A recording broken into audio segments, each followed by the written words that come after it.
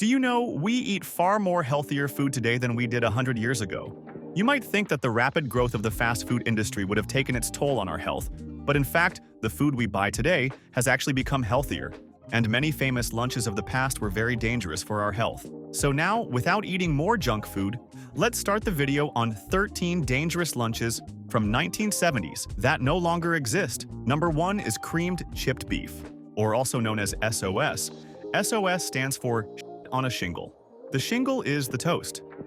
It might be a favorite dish of your childhood as well, but do you know how bad it is for your health? It consists of a form of dried cured beef swimming in a simple white gravy, which is similar to a bechamel sauce, poured over toast. Sometimes scrambled eggs are first placed over the toast, and the creamed chipped beef is poured over top. It seems to have originated at some point during World War II, when it was served to many military companies daily, and at times was served for every meal. The reason for this was that it was quick to prepare, and the meat was cured, so it was easy to keep a large supply on hand without worrying about spoilage. Soldiers are said to have had a love-hate relationship with it. Many of them enjoyed it, but certainly got sick of eating it. The reason being high sodium content, association with processed meats, and presence of chemical additives. It is linked to increased blood pressure and a higher risk of heart disease and stroke of many people during the World War time. And now, as we have become much healthier than before this dish disappeared, ham and banana hollandaise. If you spend any unproductive time on the internet, since you're watching this, I'll just go ahead and assume you do. You've undoubtedly seen this creation from the 1970s. This lunch features thinly sliced ham wrapped around bananas, all smothered in a rich Holland sauce and baked. People had love-hate relation with this combination of salty ham with sweet bananas, that too with the sauce. And going for simple taste had a big part of this recipe's fading away, but the main reason it faded was its being very unhealthy. The hollandaise sauce of it is made with butter and egg yolks, which are very high in saturated fat. Ham being a fatty meat, and baking the dish in casserole adds more fat from the butter used to grease the dish. This results in a meal that is very high in calories and unhealthy fats. Many people faced difficulties to digest it, as well as many heart disease. That's why people stopped eating it much, and it faded away with time. Pineapple chicken. It might seem like a sweet, not to the 20th century love affair with combining fruit and spicy elements in one dish. It features juicy chunks of chicken cooked with pineapple and bell peppers, all doused in a tangy sweet sauce made from vinegar, brown sugar, and soy sauce. This dish was a fusion of Hawaiian and Polynesian cultures, but this dish is a prime example of why we shouldn't fuse all the dishes together. The reason being its high sugar and sodium content, reliance on processed ingredients, and possible allergic reactions. Many people in the 60s faced allergic reactions eating this deviled ham spread. It began gracing American tables in the late 19th century. A concoction of finely chopped or ground ham mixed with spices and mustard, together with mayonnaise, was surely a spicy savory spread, was a big convenience to cook for having a long shelf life. People had it as a simple sandwiches or as a simple dip. However, there were many dangerous side of it, and it is its mix of potential harmful additives and high levels of saturated fat. This dish causes many health concerns like potential carcinogenic effects and increased cholesterol levels and heart disease. It certainly did give us a wonderful taste in our mouth, but the market going in a more healthy route made this dish disappeared. Spam sandwiches. Now the sandwich launched in 1937 by Hormel Foods.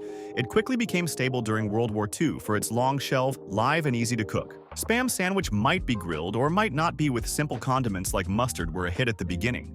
At a certain time it became so popular in Hawaii that the local favorite food became the spam musubi, combing the canned meat with rice and seaweed.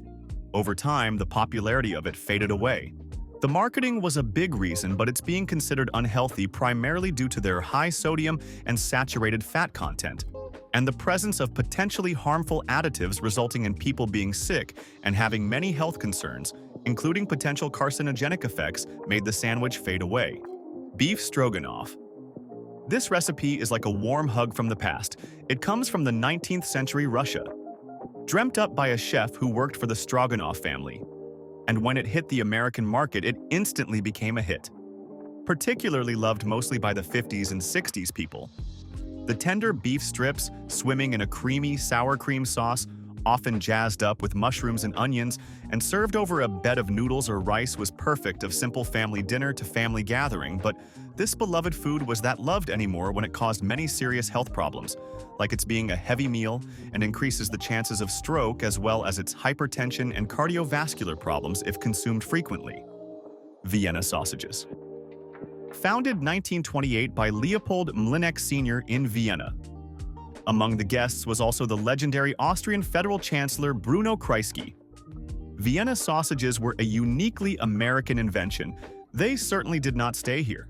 We talked about this a bit in relation to Spam, but it is worth repeating here. Vienna sausages spread as many indestructible foods did, with conquest, colonialism, and war. It was perfect for quick snacks or simple meal. However, this canned meat was very bad for one's health because of the foodborne illnesses. Harbor pathogens like Listeria, Salmonella, and E. coli. These bacteria can cause severe foodborne illnesses, particularly in vulnerable populations such as children, the elderly, and those with weakened immune systems. And that's why it faded away.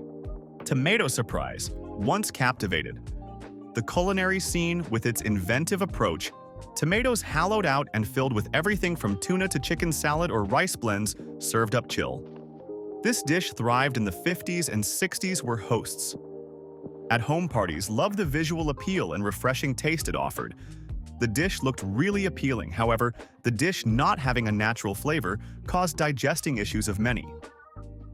And thus it saw a decrease in popularity as people started to value ingredient transparency more. Sloppy Joes.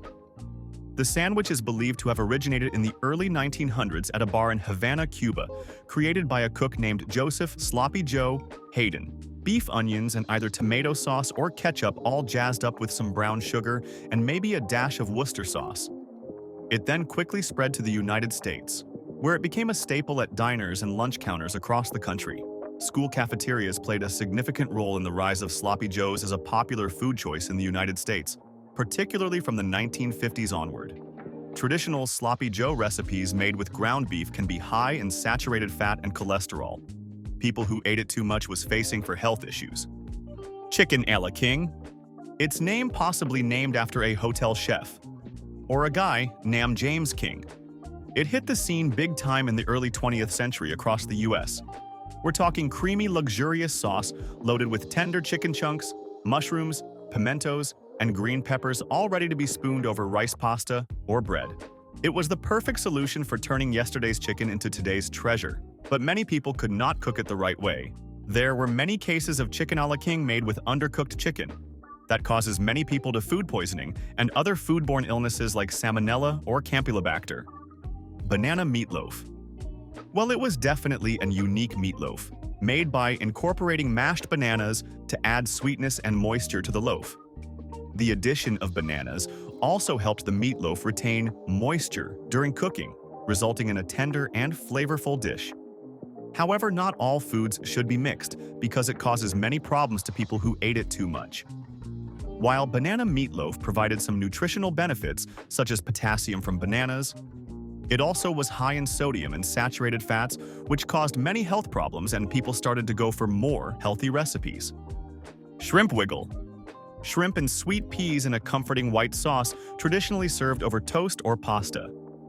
This dish was a staple in the Northeast, celebrated for its simplicity and the delightful interplay of seafood sweetness with creamy sauce. Despite its long-standing popularity, shrimp wiggle's appeal began to diminish as there were many cases of undercooked shrimps, as well as people not eating it for dangerous allergic reactions. Simply eating those could even cost them their lives. Other than that, the newer generations of diners sought out dishes that highlighted seafood in its most natural state, and thus this once favorite dish faded away. Do you had any of these lunches in your life, or worst case scenario, are you eating them right now? Sorry, if that's the case, only overeating them would be unhealthy. I am not a doctor. I am just this channel owner. Anyway, hope you like this video. If yes, and want to know about few dangerous restaurants from the past, click on this video.